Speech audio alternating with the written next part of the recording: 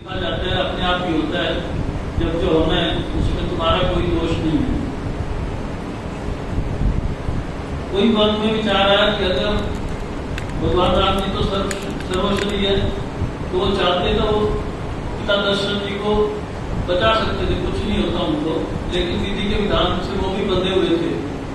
ऐसे ही हमारे माता जी ने शरीर त्यागा, वो भी सर्वस्वी थे, तो अपना विधि के विधान के हिसाब से वो भी उन्होंने शरीर का त्याग किया। नहीं तो चाहते तो वो संसार में रह सकते थे अपने आप ही। तो इसी तरह से हमको उस विधि का विधान मानते हुए अपने आप को कभी भी असंतुष्ट नहीं पाना चाहिए। तो दूसरा एक नवदा भक्ति में जैसे जैसे उसकी लाइनें पढ़ी तो लगता था कि जैसे माता ने पूरा चरित्रार्थ किया है, सब नवदा भक्ति जैसे उसी पे उन्हीं पे ही लिखी गई है। संतों की संगति प्रथम भक्ति है, प्रथम भक्ति संतन कर संगा। सबसे पहली भक्ति है संतों का संग करो, यही माता जी करते थे, हमेशा ही सज्जन के इसमें सेवा में रहते।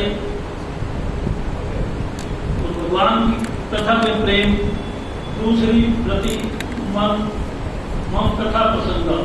दूसरी भक्ति है भगवान की कथा, उनका गुणगान में प्रेम रखना, बार बार सुनना और आनंद लेना। तीसरी गुरु पंकज सेवा, गुरु के चरणों की सेवा करना, यानी गुरु की आज्ञा का पालन करना और उनके प्रति श्रद्धा रखना। चौथी भक्ति मन गुणगन करही, कपट तली गान करही हर्षी। छल कपट छोड़कर भगवान के गुणों का गान करना और उसमें आनंदित होना।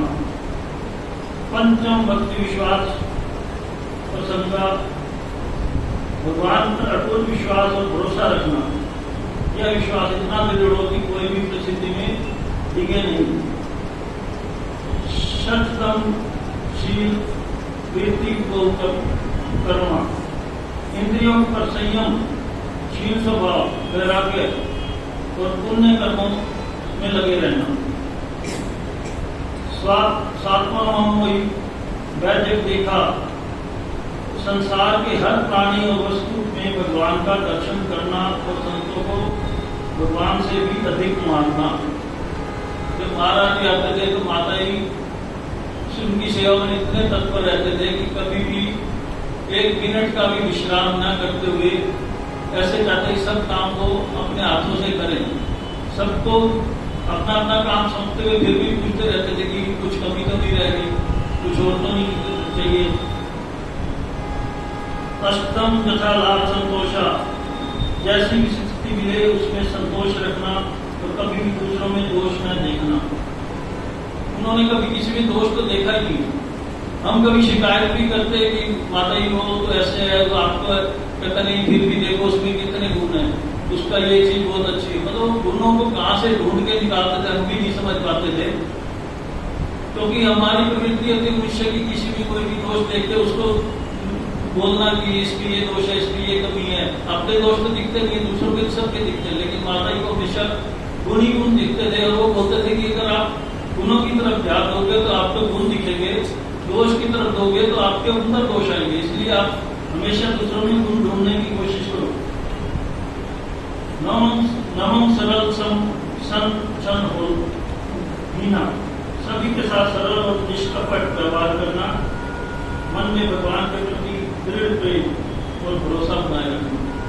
ये नवम जो भक्ति है, मतलब नौ की जो नवदा भक्ति पूरी की पूरी चित्रा माता के ऊपर की गई है।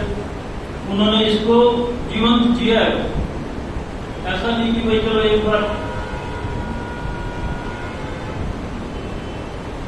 कहीं भी उन्होंने कहीं भी इसमें आगे पीछे नहीं होने दिया। तो ये संतों का एक ऐसा रूप भी होता है। और दूसरा, उनका कथनी और करनी में कोई अंतर नहीं था। जो कहते थे वही करते थे, दूसरों के सामने वही दृष्टांत रखते थे जो वो खुद करते थे। तो इसलिए एकदम सरल स्वभाव, हर चीज में उनका ऐसे। तो लोग कहते थे कि आप जैसे भी रहें बस प्रभु के बनकर रहें, उनकी शरणागत रहें, यही जीवन का आनंद मार्ग है।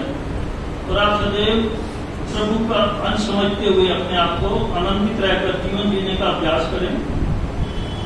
अपना ही मानते हुए वस्तु अशुद्ध हो जाती है और भगवान की मानते हुए वही वस्तु शुद्ध होती है। इसलिए प्रसाद को जब भी हम ग्रहण करते हैं तो वो शुद्ध ही माना जाता है।